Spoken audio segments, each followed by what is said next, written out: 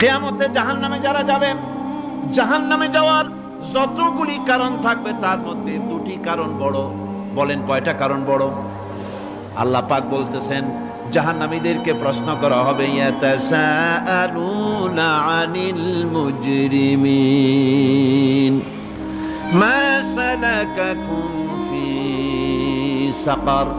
জাহান্নামীদেরকে প্রশ্ন করা হবে, জাহান্নামে আসছো কেন, কি অপরাধ করে আসছো?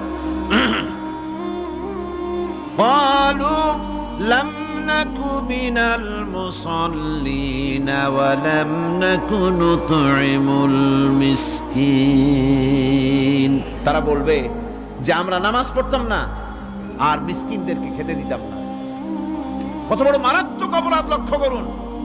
নামাজ না পড়া আর মিসকিনদের খেতে না দেওয়া জাহান্নামে যাওয়ার যত কারণ, তার মধ্যে শ্রেষ্ঠ দুটি কারণ হচ্ছে এই